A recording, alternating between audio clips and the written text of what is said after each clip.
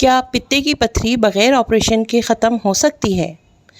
یا کیا واقعی پتے کی پتھری بغیر آپریشن کے ٹھیک ہو سکتی ہے؟ آئیے آج یہ حقیقت جانتے ہیں۔ السلام علیکم، میں ہوں ڈاکٹر ممتاز عطا اور آپ دیکھ رہے ہیں میرا یوٹیوب چینل ڈاکٹر ممتاز عطا ہومیو ولاگز۔ پچھلی 4 ویڈیوز میں تفصیلاً آپ لوگوں کو پتے کی پتھری، اس کی وجوہات، علامات، ہومیوپیتھک علاج سے متعلق تمام انفارمیشن دے چکی ہوں، اور آج اس سیریز کی میں آخری ویڈیو کرنے جا رہی ہوں۔ اس سیریز کی آخری ویڈیو میں آج کوشش کروں گی تمام امپورٹنٹ کوسچنز کے جواب دینے کی جو کہ آپ کے ذہنوں میں ابھرے ہیں۔ سب سے پہلا کوسچن کہ کیا پتے کی پتھری بغیر آپریشن کے ختم ہو سکتی ہے؟ جیسا کہ آپ سب جانتے ہیں کہ ہر پتھری ایک جیسی نہیں ہوتی۔ ہاں، یہ حقیقت ہے کہ چھوٹی پتھری میں امپروومنٹ ممکن ہے اگر ہم ہومیوپیتھک ٹریٹمنٹ کے ساتھ ساتھ اپنے لائف اسٹائل میں بھی چینجنگ کر لیں۔ اپنے لائف اسٹائل کو بہتر بنائیں، ایکسرسائز کے ساتھ اپنی فوڈ ہیبٹس کو، جو ایٹنگ ہیبٹس ہیں انہیں چینج کریں، اور ساتھ ساتھ اگر ہم ہومیوپیتھک ریمیڈیز بھی یوز کریں تو بہت ممکن ہے کہ پتے کی چھوٹی پتھریاں بغیر آپریشن کے ٹھیک ہو جائیں۔ اب ایک کوسچن آتا ہے کہ کب آپریشن ضروری ہے؟ تو اس کا بہت واضح جواب یہی ہے کہ شدید درد کی صورت میں، انفیکشن ہو جانے کی صورت میں، اور اگر کمپلیکیشنز بڑھ چکی ہیں تو پھر آپریشن ضروری ہو جایا کرتا ہے۔ ایک کوسچن جو مجھ سے کیا گیا ہے وہ یہ کہ پتے کی سوزش یعنی گال بلیڈر انفلیمیشن کیا ہے؟ یہاں میں کچھ علامات ضرور بتانا چاہوں گی آپ لوگوں کو کہ جس کی مدد سے ہم ایزیلی پہچان سکیں گے کہ پتے کی سوزش کی کس طرح سے نشاندہی ہوتی ہے اور کیا یہ خطرناک ہو سکتی ہے ہمارے لیے۔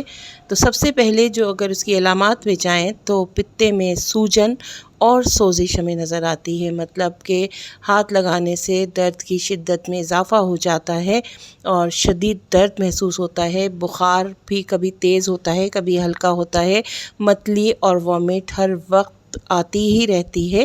اگر یہ چیزیں آپ محسوس کریں پتھری کی ہوتے ہوئے تو اسے اگنور نہ کریں، کیونکہ یہ علامات خطرناک ہو سکتی ہیں اور پتے کی سوزش پھر ہمیں خطرناک بن سکتی ہے۔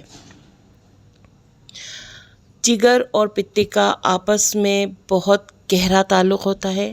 جگر اور پتے آپس میں جڑے ہوئے ہوتے ہیں اور جگر بائل بناتا ہے اور پتا اسے اسٹور کرتا ہے۔ جو فیٹ اور جو ہیوی تلی ہوئی چیزیں ہم کھاتے ہیں ان کے ہاضمے کے لیے جو بائل بنتا ہے جو کہ گال بلیڈر میں اسٹور ہوتا ہے اور وہ ریلیز ہو کے ان کو ڈائجسٹ ہونے میں مدد دیتا ہے۔ تو یہ ڈائجسٹیو سسٹم کا ایک مین آرگن ہے۔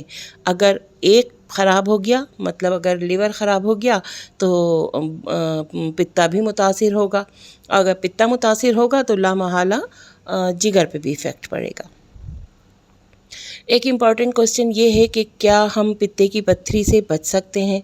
تو جی ہاں، آپ بہت آسانی سے پتے کی پتھری سے بچ سکتے ہیں، کچھ ایسے بچاؤ کے طریقے استعمال کر کے کہ جس کی مدد سے ہم لوگ اپنی صحت کو بہتر بنا سکتے ہیں اور پتے میں پتھری ہونے کے امکانات کم سے کم تر ہو جایا کرتے ہیں، جس میں سب سے پہلے تو ہمارے پاس آتی ہے بیلنس ڈائٹ۔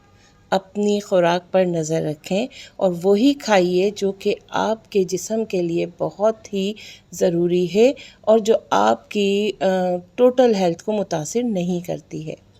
ایکسرسائز لازمی ہے، ایکسرسائز کے بغیر بہت مشکل ہے آپ اپنی باڈی کو نارمل رکھ سکیں، لہٰذا تھوڑی بہت چھوٹی موٹی ایکسرسائز ضروری ہے لائف میں، چاہے وہ واک کی صورت میں ہی کیوں نہ ہو۔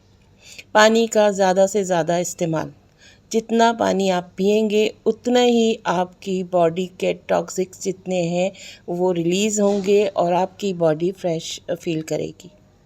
وزن کو بڑھنے نہ دیں. وزن جتنا بڑھے گا اتنے ہی آپ کے لیے پرابلمس پیدا ہوتے جائیں گے ہر سسٹم کے لیے. نہ صرف یہ کہ ڈائجسٹو سسٹم پہ افیکٹ پڑے گا، کارڈیو ویسکولر سسٹم پہ افیکٹ پڑے گا. اسی طرح سے اگر ہم دیکھیں کہ بونز پہ، ہڈیوں پہ، ان تمام چیزوں پہ سوزش ہو سکتی ہے صرف اس لیے کہ آپ کا وزن تیزی سے بڑھ رہا ہے یا آپ اپنی عمر سے زیادہ وزن اٹھائے ہوئے ہیں اپنی باڈی کا.